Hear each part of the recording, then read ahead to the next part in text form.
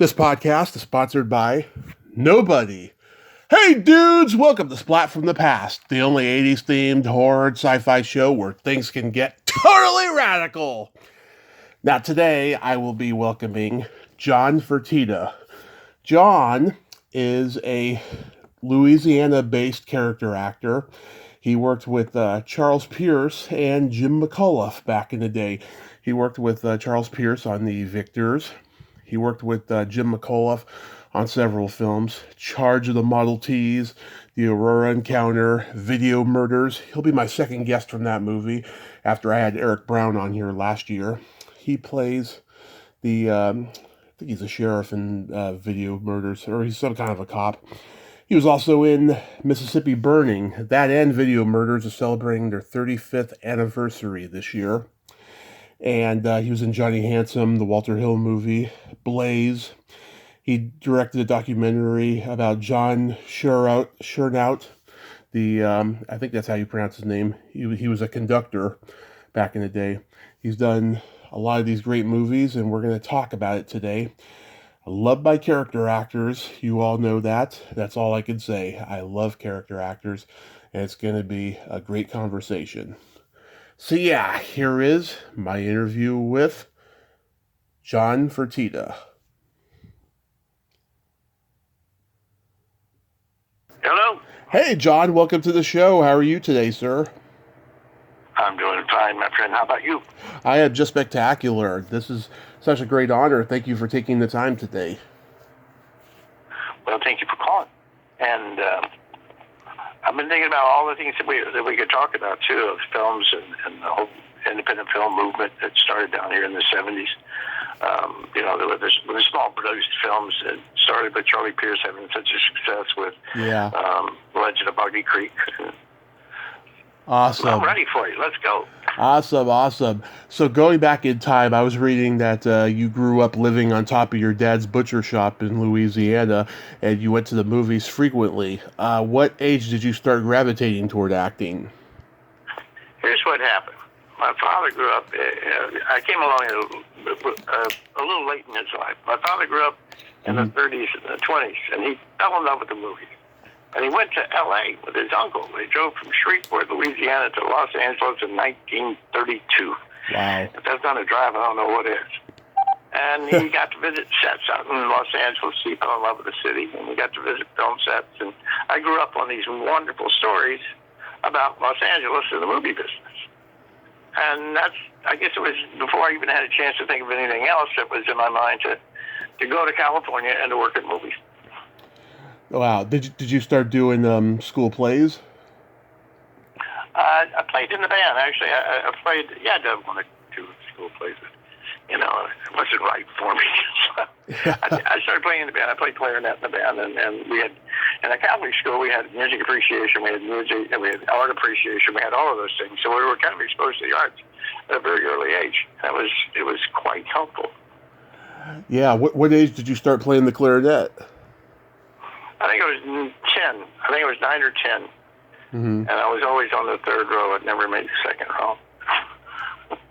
My little Selmer clarinet, man. I thought it was Pete Fountain, and I wasn't. The Pete Townsend, the clarinet. I know, man. That guy was great. He used to have a club in New Orleans off of Bourbon. Yeah. Nice. Al Hurd. Yeah, that was great. Did they have community theater in those days? Yes, they did. And actually, I'm so glad you brought it up. This year, where I really started acting was at the Shreveport Little Theater. Mm-hmm. This year, it celebrates its 100th anniversary of continuous plays. Wow.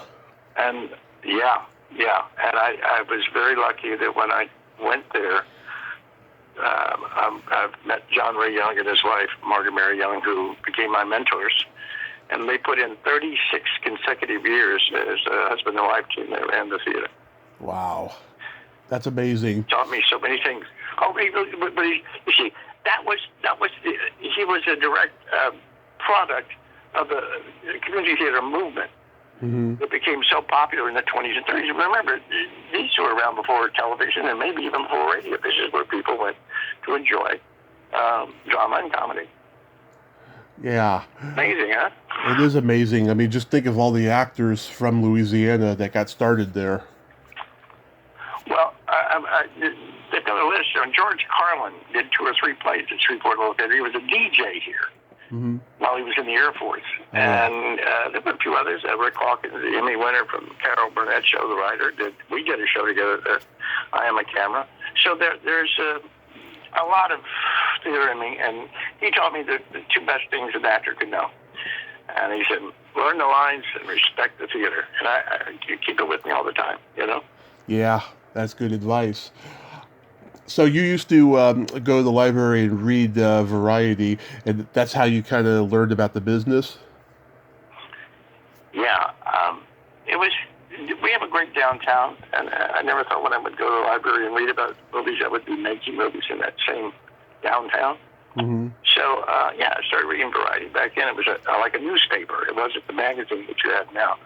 And I learned what all the little, as they call it, showbiz talk was about. And they had a chart of the films that were popular. And there was also Billboard there, Billboard magazine for movies. For music, rather. I'm sorry. And I would read Billboard. I'd read Variety. It was fun. It was a great afternoon, you know. And there were 5 movie theaters in downtown. Mm-hmm. And so you could get in and go see a movie. And then when I came out of the movie, I'd go to the library and read. It was fun. I learned a lot. Yeah, did you go to college? Yeah, for about 30 minutes, I guess. College wasn't a lot of fun. I mean, really, I don't think it was cut out for college. I really don't. But I know the feeling. I did actually teach a course at a community college here. So then I appreciated it, you know. I appreciated it. But it was, I was listening to Eric's interview with you. Mm-hmm. Eric had that wonderful background. Yeah. Private school. And then he's a young actor in a children's film and theater. And it's just incredible. Go out on tour when you were 12 or 13 years old, bus and truck tour. So that I would miss, but I was very lucky. I was very, very, very lucky. Yeah. So fast forward, how do you meet Jim McAuliffe and get casted charge of the Model Ts? Well, here's what happened. I was on the road with a band. Mm-hmm. You're not going to believe this, but this is a true story. I'm on the road with an Elvis tribute artist named Alan Mayer. Mm-hmm. And I love the band, and I love the tour, but it got to me after a while. I don't think I was cut out to be the rock and roll band tour kind of guy. So I was in Dallas. I flew back home to Shreveport, mm-hmm. and I was down at the Shreveport Journal talking to the editor down there, the newsroom editor, and he said, "John, they're making a movie here in town. Here's a number. Why don't you give them a call? Maybe you can land something on it." So I did. And Jim said, "Like, yeah, I remember you. We didn't call the community theater place." I said, "Yeah, good. Here's a number. Call this man Albert Salzer." I did.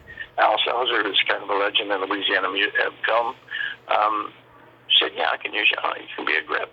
And I remember knocking on the door when I was going to meet him. Opened up the door, and there's Al. Yeah. On the other side of the desk is Jack Elam. So. Yeah. Welcome to making movies. Jim remembered me about 6 months later and said, "I'm doing a movie called Charging the Model Ts. I'd love for you to come up to Oklahoma and do it with us." And I said, "Okay." Went up there, and then I worked with Charles Pierce after that. So it was all falling into place, literally in my backyard, you know. So. Yeah, I never saw this one, but it's like a period piece comedy, right? It was based on a novel. Mm-hmm. I don't know how successful the novel was, but a lot of people had looked at doing a movie like that. You know, there were a lot of westerns made with a comedy backdrop to it. So, like Humps about camels, but Charging the Model Ts and Humps are both based on true incidents. And it was a great film. Dean Cundy shot it. Mm-hmm. I mean, the man Dean shot it and made it look great. And it starred a beautiful lady named Carol Bagdasarian. Yes. Who, If the name sounds familiar. That's Alvin the Chipmunk's daughter. Ross's daughter, right? Yeah. John David Carson, and we had all those great Westerns, Terry Smith from Wagon Train, Pedro Gonzalez, John Wayne films, and John Doucette, who was in about every film ever made. Yeah. So it was a lot of fun. And Louis Nye. Yeah. Louis Nye, R.D. Johnson, Herb Edelman. Any good stories about those guys? But yeah, Louis was just a perfect gentleman. Just a perfect gentleman. And he just told great stories about doing the Tonight Show and what it was like to do opening nights and back then you had those clubs all over America where comics could come and work out their material and then go up to television. And he told us great stories. John was wonderful. That was wonderful because he'd worked with John Wayne about 3 or 4 times. And every time I turned on the television, in older westerns, you see John pop up. Yeah. Artie was only in there for 4 days, and then he was gone. He shot his stuff and left. So, and Herb, what a cool guy. What a cool guy. Lost him way too soon. He was what a wonderful man that guy was. Yeah, they don't make them like these guys anymore. I'll tell you that. So then go ahead. Tell me, they paid their dues to get to there, and that's so beautiful about those guys. They paid their dues to get there. Oh yeah, I mean it wasn't overnight. I mean they were working the hard line, especially a guy like Louis Nye, who was a great comic, playing up in the get live television. Live television. If you screwed up, you really screwed up, Yeah. They screwed. Playing the Borscht Belt circuit in the Catskill Mountains. I mean, they really paid their dues. So then you worked with Charles Pierce on the Evictors. I talked to Pamela about a year ago or two. Great lady. And I'm curious, how was it working with Charles? Well, it was a different world from working with Jim or anybody else I'd ever worked with. Charles was, I want to use the term, he was like a European film director, you know? Yeah. He would make the changes necessary to make the scene work. He was just like painting the picture of the movie as we went along. And he was a multi-talented guy. Mm-hmm. He could sing, he could play an instrument, he was a wonderful artist. And he could write, direct, and produce, as we all know, and he was a pretty good actor, So working with Charles was always fun. It was always different every day at his set. And they had a good crew. And by the way, Charles shot it. He was the DP on the Evictors. Yeah. Yeah, a friend of mine interviewed Jessica Harper on his podcast, and she refused to talk about this movie. I told that to Pamela, and she told me what happened, but I can't remember what it was. Did you personally see any tension between the two of them? No, I never did. I never did. Vic Morrow and Michael... Parks. Oh, from then Michael Parks. Michael Parks. Mm-hmm. And then came Bronson, yeah. I never saw anything like that. I mean, Vic was so professional, and Jessica was wonderful in the film, and very professional, Oh yeah. Again, there's a multi-talented person, and I'm not sugarcoating anything here. I never saw anything like that on that, Yeah. When you work on an independent, you're working hard. I did stunts on that film. I had a small role in that film, and I boomed that film. So you really are concentrating getting the job done every day. Yeah. What's the job function of a boom operator? Well, it's changed so much now because the equipment's become so much more digital. Right. Digital. It's become so much more easier. Easier. We had a boom that I just stuck in the shots, made sure there was no shadow behind him, and made sure we picked up all the sound and the ambience. Then we go back and do an ambience track at the end of most of the scenes, or a room track, or whatever you want to call them. Mm-hmm. And so I learned on the job. I'd never boomed before, and I had to learn on the job. And I guess I did okay. It sounds pretty good. Yeah. Did you like doing that? But it wasn't probably one of the things you wanted to pursue, right? No, I I think sound department and camera. I really want to be a DP. I really want in business to be a cinematographer. But it's a special breed that does sound. Mm-hmm. It's a special breed. And Thomas Causey, who did the first two Jim McCullough films, went on to an incredible career. And like Dean, he was nominated for an Oscar. So, that was maybe Charles and Jim Strongpoint, is that they would find talent coming up in the business and give them a job. Oh, yeah. I mean, back then there was no internet. It was a much smaller world, and there was a lot of camaraderie amongst people in the business. Yeah, I remember the last day of filming up in Oklahoma. Dean and I were talking, and he said, "You got anything lined up after this?" I said, "No, I'll probably go back and shoot some more commercials in Louisiana." I said, "How about you?" I'm going to do this little film up in Alhambra. It's a little horror film. It's maybe $200,000 budget. I said, "Wow, that's great. Any major stars in it?" Mm-hmm. He said, "Oh yeah, Tony Curtis's daughter is in it." Yeah, Halloween.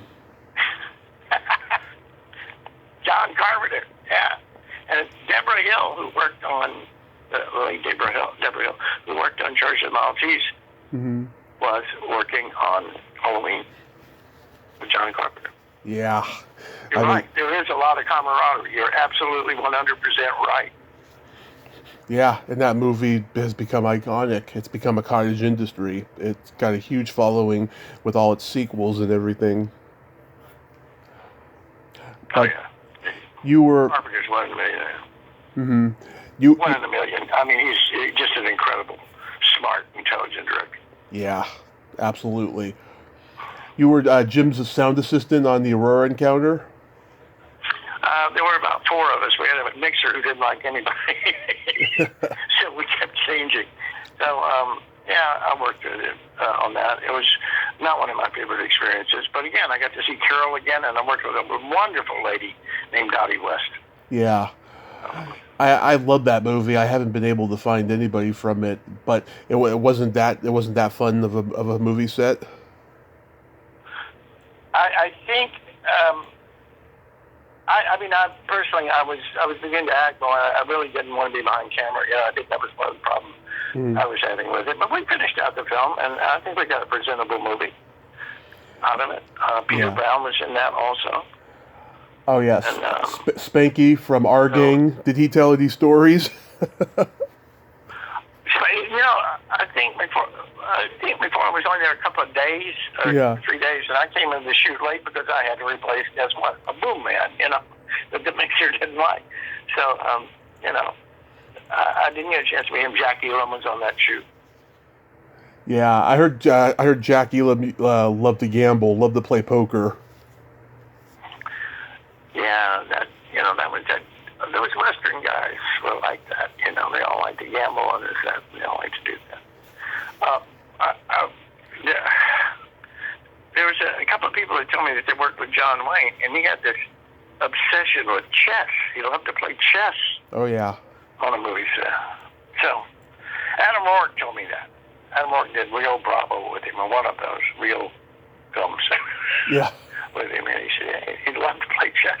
I heard that too. Yeah, that's so funny. Yeah, James Gardner described Jack Elam as a guy who would bet you that the sun wouldn't come up if you gave him the right odds. Well,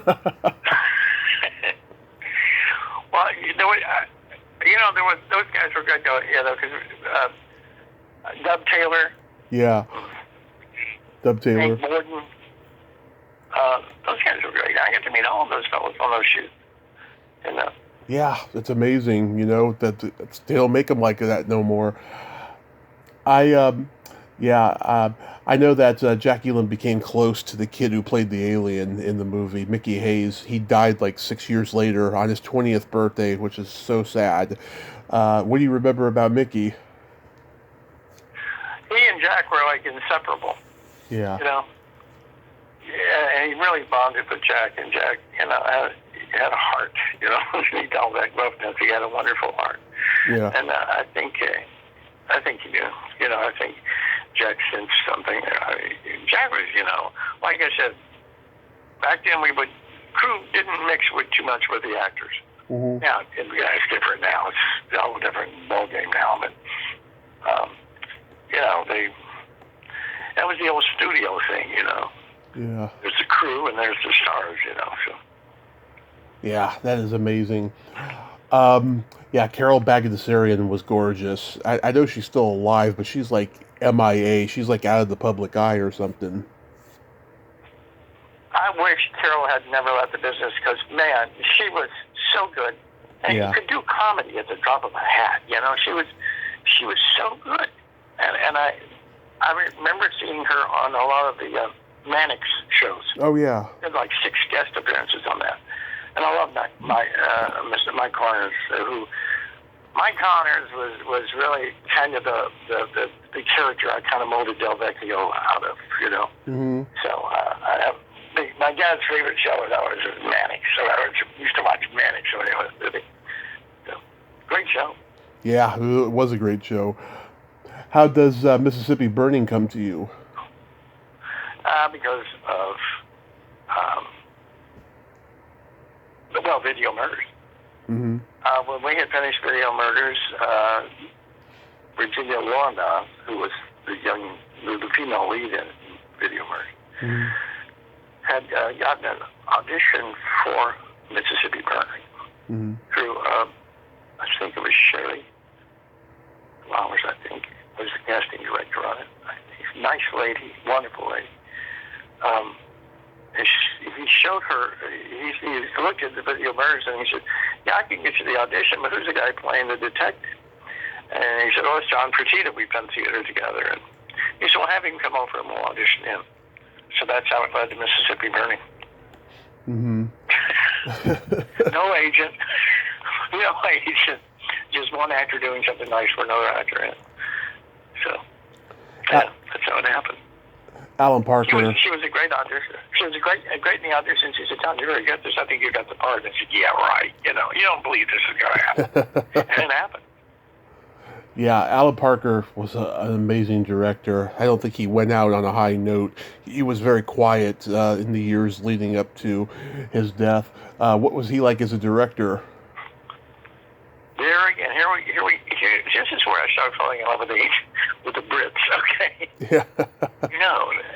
It was like a perfect gentleman. I like that. Let's try this again. And it was that simple. I can't tell you how easy it was. And he changed the lines. We had to go back and reshoot a little bit.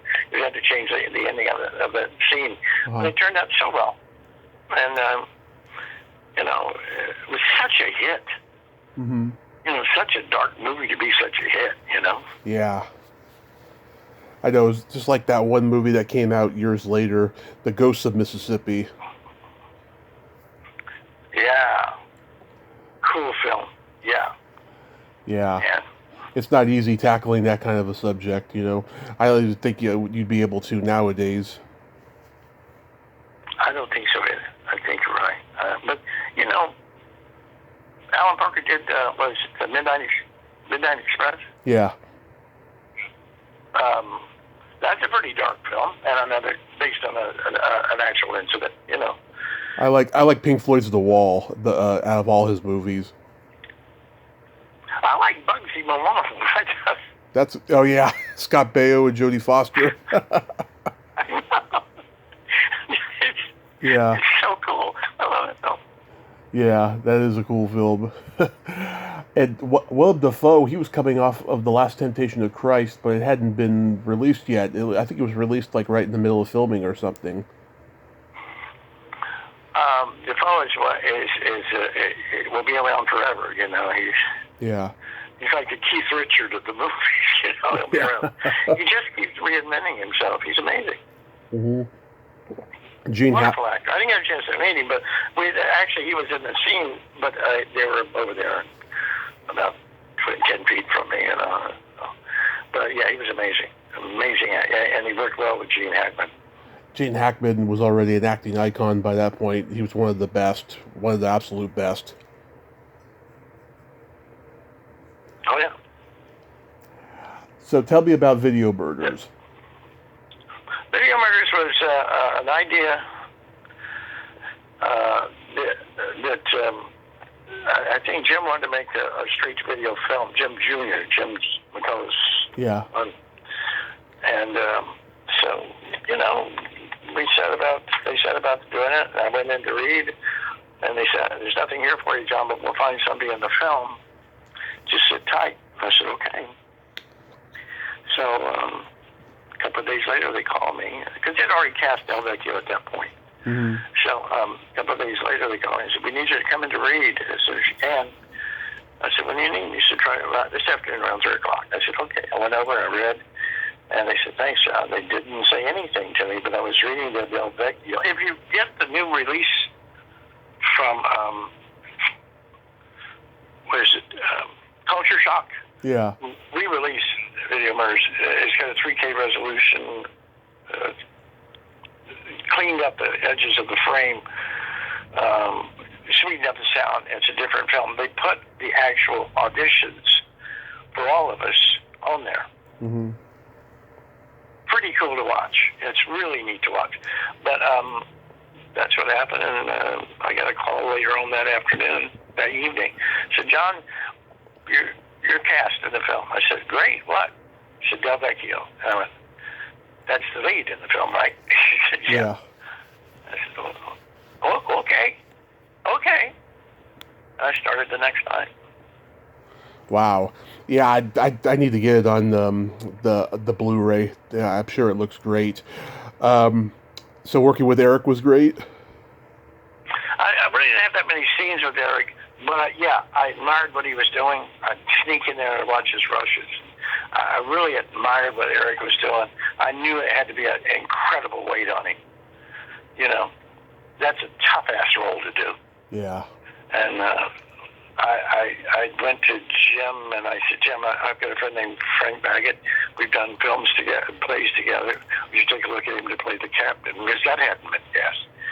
He said, "Yeah, well," so there were the four of us were all in place. Virginia, of course, Eric, Frank, and then myself. So the four leads were in place at that point. We took off with it. But I can only tell you, Eric holds his own in that one. Yeah, I think it's his best role, quite frankly. And he was coming off of doing all these, teen sex movies, where he's a teenager sleeping with an older woman, so this was more advanced for him, more challenging. What was her name? Sybil Danning or something like that? Oh, and they're playing with fire. There was that one, and then there was Private Lessons before that. Well, I do know that if when you get you take a look at the auditions, it's fun to watch all of that. Yeah, I like looking at that kind of stuff. Yeah, because I've seen auditions of people who auditioned for Star Wars and Saturday Night Live and stuff, and it's always interesting to watch that kind of stuff. That Kurt Russell was almost Harrison Ford's role. Han Solo, yeah. And Cindy Williams and Candy Clark auditioned for Princess Leia, and a couple other people. A bunch of the ladies that ended up in Carrie auditioned for Star Wars 2 because they had auditions in the same room. Wow. Yeah. Wow. That's pretty interesting, huh? Yeah. How was working with Walter Hill on Johnny Handsome? There's a whole story right there. Okay. If anybody helped my career, association with Walter Hill films. If anybody really helped my career, it would be them. He was doing a film here called Southern Comfort that he had written with David Giler. Yeah. And Peter Coyote and Powers Booth, and it was a really cool film. And Ry Cooder did the music. Yeah. And I think the Leonetti brothers shot it, I think. But anyway, it was an incredible film, and a friend of mine who I'd worked with on the McCullough films was, we had just wrapped up Soggy Bottom USA, in the same location in East Texas. And they hired Harriet right away. Well, Harriet went on to be a hit with Walter Hill and all the people there, and they hired her and took her back to Hollywood. Yeah. But I was kind of a little in there with Walter. And then I met Mae Woods, wonderful lady, who was working on that same film. So those people really helped me out a lot when I got to Los Angeles, and they gave me great advice. And I for the first time in my life, I listened to somebody else, Yeah. But it was great advice. Working with Walter is like working. It's hard to explain. He would have been such a great 1940s or 50s director, Oh, yeah. He's in control of that thing. He runs that set. Yeah. And I just think I love the way he has this love for the Great American Western, and how he stands up for casting and everything. He's a cool guy. I mean, there were 2 different endings shot to Johnny Handsome, by the way. So, Yeah.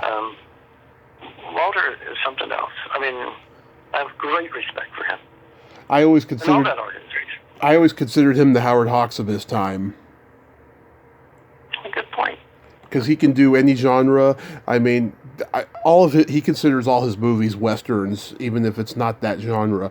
And that's what Howard Hawks did, and that's what I love about Walter Hill. That's why he's one of my favorite directors.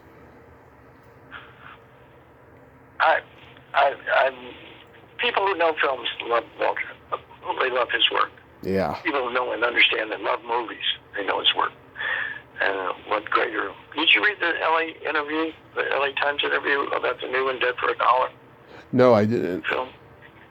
Pull it up. It's about 3 weeks old, but pull it up. It's wonderful. I'll check it out.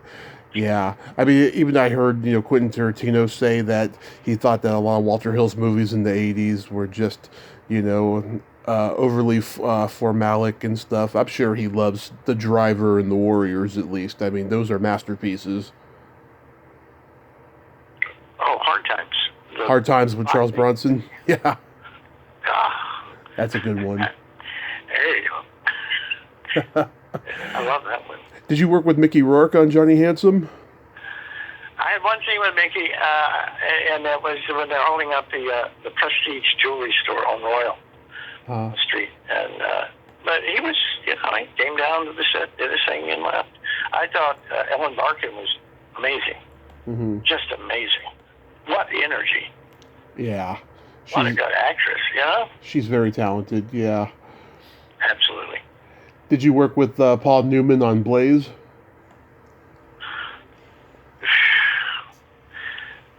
Oh, man. What an incredible experience for me. What an incredible experience for me. I mean, man, everything that happened on Blaze was good for me. I wasn't even supposed to get that role. I wasn't even called in to read for that role. Yeah. But Victoria saw me, and Victoria Thomas was the casting director, and she had my headshot. And she comes down the hallway looking, because I'm standing in another line for this little one-line thing. And she comes down and she's going, John Fertitta, where's John Fertitta? Where's John Fertitta? And I started looking around for myself. These things don't happen, right? Yeah. And I said, I'm right here. She said, come with me. She sat me down. I said, and this is a true story. I'm not born this out of proportion. She said, I see you in Mississippi Burning. I see you work for Walter Hill. I said, yes, I am. Yes, ma'am. She said, good. Let's read this. And we went through it. We read the scene. And I said, well, at least I've gotten this far. I'll probably wind up being a pretty good extra on this. And she said, just a minute. She left her office for about 5 minutes, and she came back. And she said, there's someone else you need to read for, but it'll be after lunch. Can you come back after lunch? I said, I'm not going to leave the building. I'm not going to leave this building. So I didn't. I waited an hour and a half, and sure enough, I got to read with Ron Shelton. Yeah. And when the magic really started on that movie for me, I mean, really started.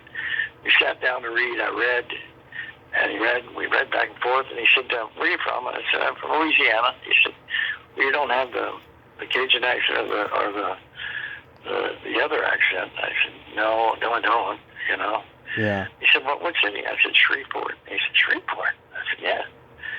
He said, do you know where Splat baseball stadium is? I said, yeah. Uncle has a store 2 blocks away. He said, I was in the Texas League playing baseball, minor league baseball. And I hit a foul ball that was so foul, but the lighting was so bad that they gave me a ground rule double. And that kind of opened up the door for me to finish up the audition. He said, I think you're what we're looking for. You have to read for one more person. And that was Paul Newman. Yeah, that must be like the ultimate highlight of your career. I was too excited to be scared. Or maybe I was just too stupid to be scared, you know. But Ron knocked on another door and opened the door and said, Paul Newman, this is John Fertitta. And I went, hello, Mr. Newman. He said, come on in. And he left us in there to read. And I was as nervous as can be. I think Paul Newman picked up on it. And he said, before we read, let's play some Frisbee. This is a true story. Mm-hmm. So we tossed the Frisbee around for about 5 or 10 minutes. Right. And I kind of loosened up. Then we sat down and read for another 15 minutes. And then there was a knock on the door, and it was Ron. And Paul opened the door, and he said, Ron looked and said, what do you think? And he said, he's good. That's it. I was in. Yeah, and he had finally won the Academy Award for The Color of Money, and he didn't show up to the ceremony because he didn't think he was going to win. He told us. Yeah. We were all sitting. I got to do rehearsals with him, right? Right. And he told us that story. Yeah. Yeah, that's so crazy. How about Fatal Deception, Mrs. Lee Harvey Oswald? There again, that comes after Blaze. I think it was the first thing I did after Blaze. That was an NBC movie of the week. I think it was. Let's see. I think it was Robert Dunham. Mm-hmm. Dunham. Yeah. He was nominated for the Children of Theater Street Best Foreign Film. But really, again, a really wonderful European director. So, yeah, she was amazing. She's incredibly good. I mean, she's so perfect on everything. Helena Bonham Carter? Yeah. Oh, yeah. Yeah. Oh, yeah.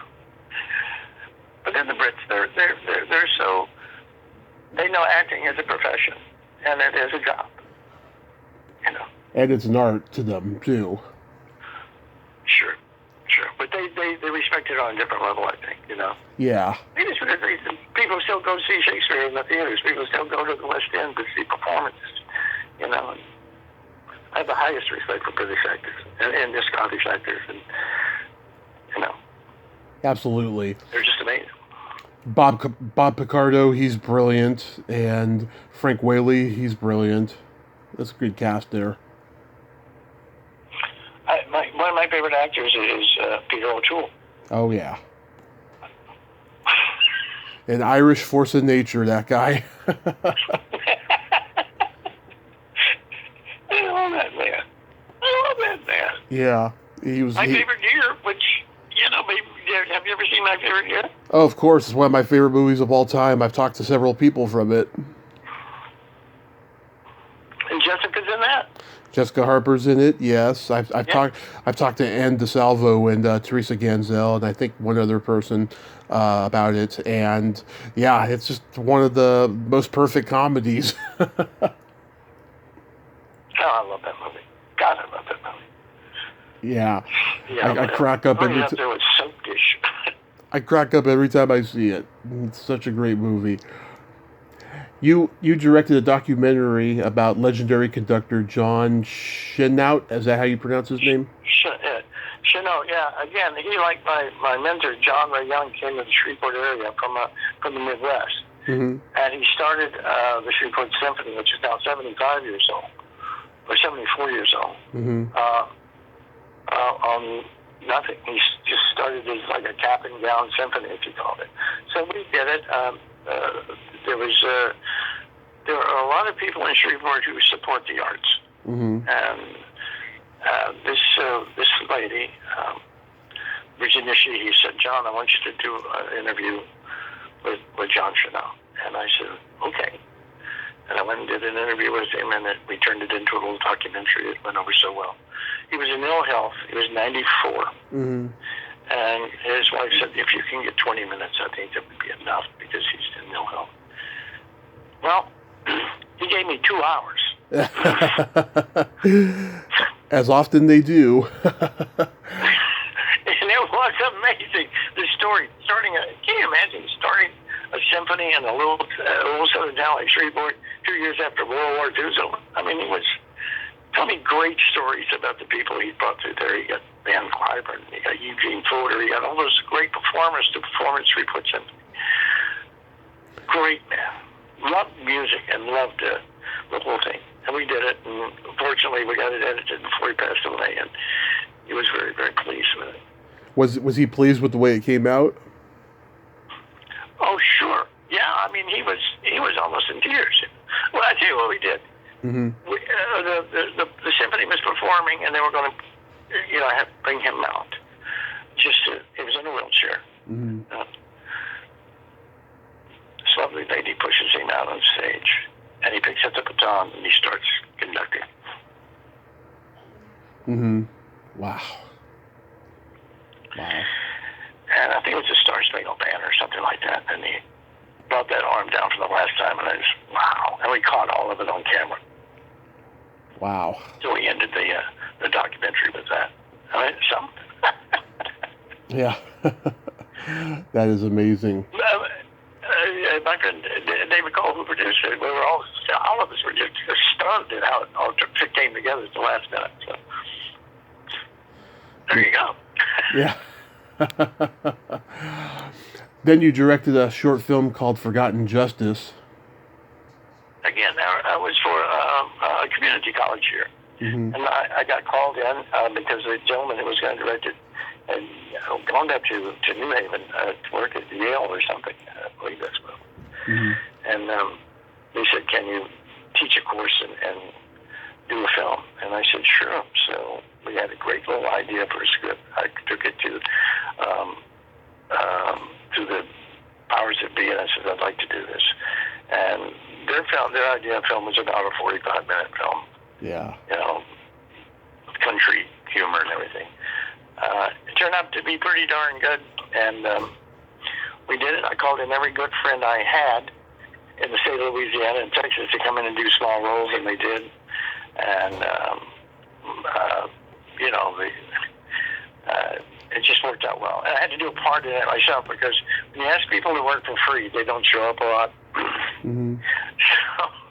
So I had to do a small role in it myself. It was a great experience. And Eric Tuxton was our DP on that, and Eric went on to work for Millennium Pictures. He became an editor for them. Mm-hmm. Do you like directing? I love directing. I love directing. Because I don't really direct. I just enjoy it and just make little changes. Yeah. I mean, just make sure I've lined up the right look and let everybody do their job. And just if there's something that needs to be changed, just make minor changes. I love that. It's fun. Did you learn a lot from Jim and Charles about directing? Yeah, especially, but both of them, they're again, you're getting into two different styles of directing. But like I said, Charles would, let's try this and let's do this. Jim was more or less, this is what the script says, let's stick too close to the script. So it's pretty interesting.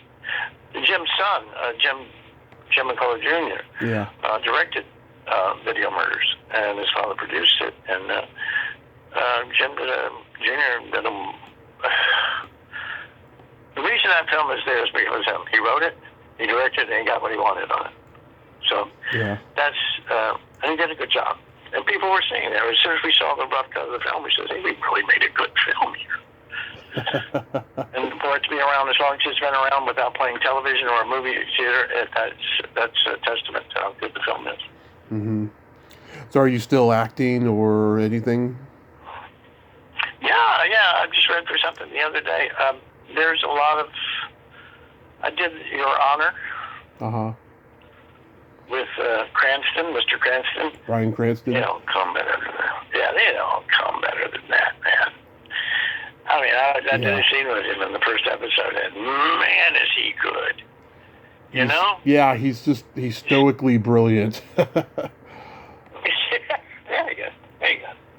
Yeah. And a great director guy named Ricky Berger from Europe. Again, from Europe, you know. So, but the thing is with Jim, I just want to get back to Jim. He brought in so much talent to do those first two films. Robert Gordon was our editor on it. Max, I forget who backed up. Ray Stella backed up me as the first assistant on camera. Mm-hmm.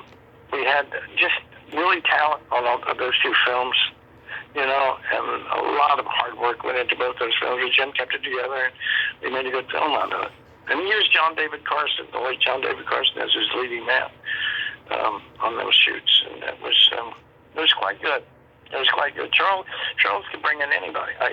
You know, he loved those Western actors, like El Culis, is that it? Am I got that right? Something Jack like that. and Dub and all those guys. He would bring them in. I like Winterhawk. I think that's one of the best things he ever did. Yeah, yeah. Again, you know, he could paint the picture. It's beautiful pictures. I like the Norseman with Lee Majors. Yeah. Sword and Sorcery movie he did. Yeah, that's a good one. Yeah, and of course The Town That Dreaded Sundown. Boy, but that is scary ass. It was based on a true story. Well,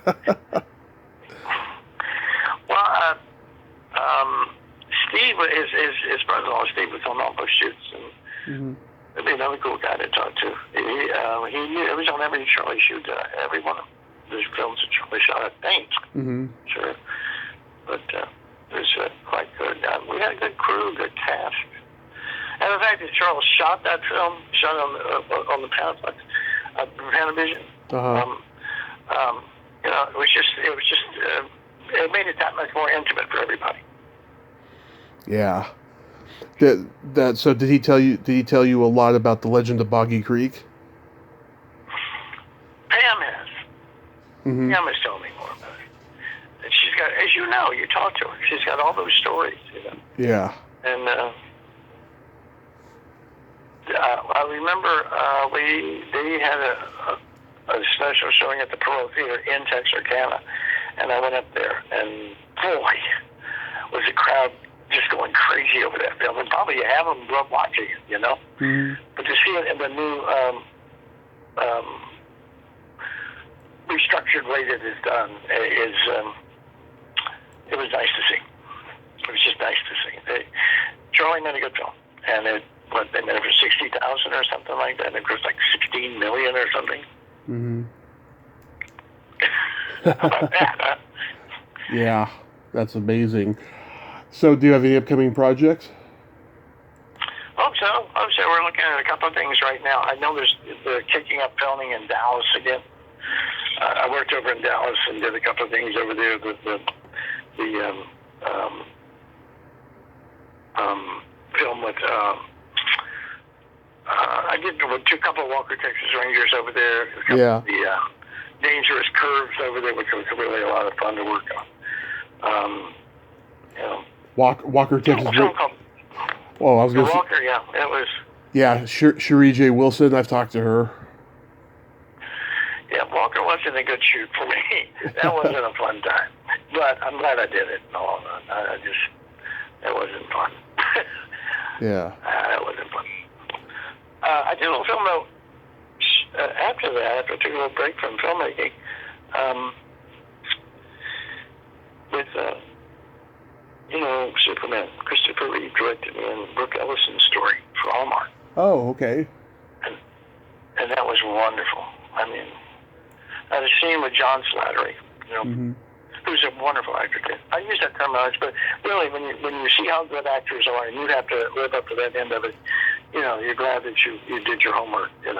Yeah. But that was an incredible. Shot in New Orleans. True story too.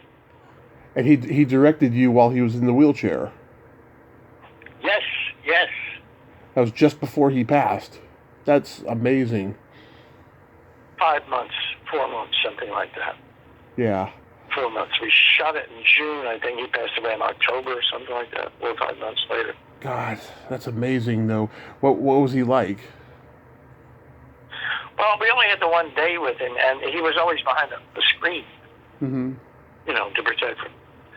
But he was, I don't like this. You need to pick it up here. You guys need to pick it up here. I said, okay. So he knew what he was doing as a director. So it's called The Brook Elton Story. If you get a chance, please watch it. It's a story of a young girl, true story, who suffered the same accident that he did. As a paraplegic. I'm not sure what the terminology is, but quadriplegic. Is it quadriplegic? Yeah, because she was in the wheelchair with him, like he had, not with him, but like he had. She was in the same wheelchair, and I think the same. I wish I had more terminology to give you, but wonderful job on the film, and he passed away shortly after that. Great crew too, a great crew. Boy, were they a good crew to work with. Yeah. So. Well, John, I want to thank you for coming on today and telling these great stories. Yeah, I'm sorry we didn't get a chance to talk about Paperboy or The Butler or any of that stuff, man. Oh, you can talk about those. Hey. Oh, which one do you want? The Paperboy? See, that's the first time I worked with Mr. McConaughey. Wow, is he good? Working with him was like working with Paul Newman. That was the thought that ran through my mind after the very first take, and said, I'm working with Newman again. They have the same approach, the same level of intensity. It was, he's that good. I mean, that man is that good. Yeah. It's a strange film. It's very outrageous. So, but Cusack's in it, and Nicole Kidman, Zac Efron. So, cool film. I really enjoyed working on that one too. And it was directed by Lee Daniels. Who gave you The Butler. Boy, was I glad to get that one too, man. That was fun. So I've had a good career. I can't. Yeah, the Butler. Well, I'm not too familiar with that one. The Butler had, I think, 8 Academy Award-winning actors and actresses in it. Yeah. Jane Fonda, Robin Williams, Oprah. Oprah is, boy, she's got some chops as an actress. Mariah Carey. Yeah, Mariah Carey. My daughters love Mariah Carey. I know it's Christmas when they're all I want for Christmas is you.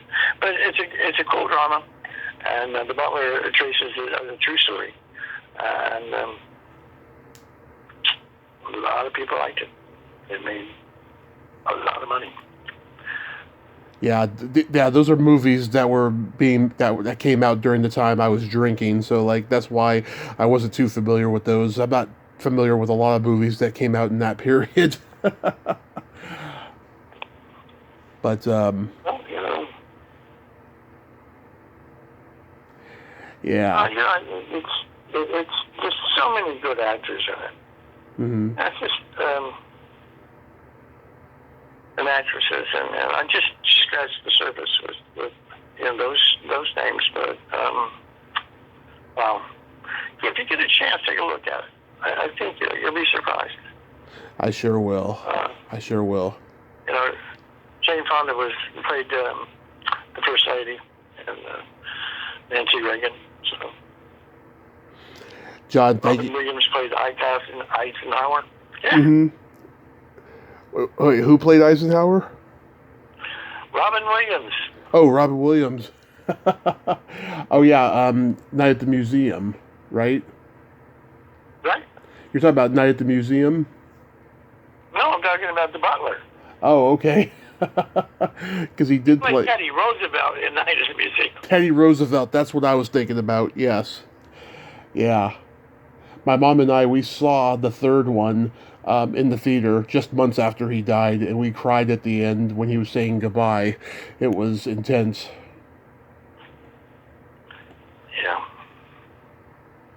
Yeah. Well, John, thank you so much for coming on and telling all these great stories, and I hope you get some projects going soon, because it's always great to see you on screen. Well, if I get something, I'll let you know. Please take a look at The Butler, though. It's a heck of a movie, and so glad to be a part of that film. And Lee is some kind of director. Absolutely. You have yourself a great day, and be safe out there. You too, my friend. Thank you again. Thank you, sir. Bye-bye. Bye. Well, there you have it. John Fertitta. Ain't he a cool dude? Nice man. Man of very few words, but yet lots of stories at the same time. I enjoyed talking to him today. Well, until next time, this is Tommy Throwback Kovac saying there's no shame in living in the past, because the present sucks. Later, dudes.